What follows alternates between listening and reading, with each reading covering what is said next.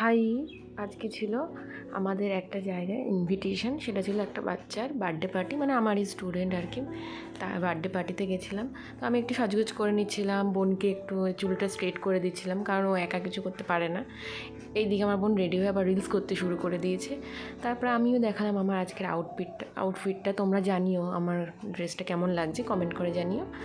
আর আমরা চলে গেলাম সেই ভেন্যুটাতে, যেখানে ছোট্ট দুষ্টু মিষ্টি বাচ্চাটার আজকে 5 ইয়ার্সের বার্থডে ছিল।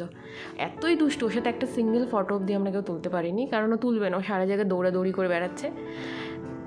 ও বাবা মার সাথে কেক কাটিং করলো, তারপরে আমরা হালকা একটু স্ন্যাক্স নিয়ে নিলাম, কফি খেলাম দুজনে মিলে। আর ওই স্ন্যাক্সটা, ওই যে চিকেন স্যাটেটা খুব ভালোই খেতে ছিল। আরও ছিল পনির স্যাটে, যেহেতু আমি পনির খাই না, তাই আমি চিকেন স্যাটেটাই প্রেফার করলাম। তো এটা আমাদের ডিনার টাইম। আর আমরা চলে এসেছি মেন, যেখানে সব কিছু আছে। তো আর আলাদা করে নাম বললাম না। লাস্টের আইসক্রিমটা তো খুব ভালো খেতে ছিল, তবে আমার বোনের তো ফেভারিট এটা। আর আমি এই যে এটা পেয়েছি রিটার্ন গিফট। তোমরা বলো কেমন হয়েছে। যেহেতু ছোটো বেবির একটা বার্থডে ছিল, তাই আমাদের রিটার্ন গিফট দিয়েছে এই যে একটা ড্রয়িং প্যাড আর স্কেচ পেন, যেটা খুব সুন্দর আর খুব ভালো।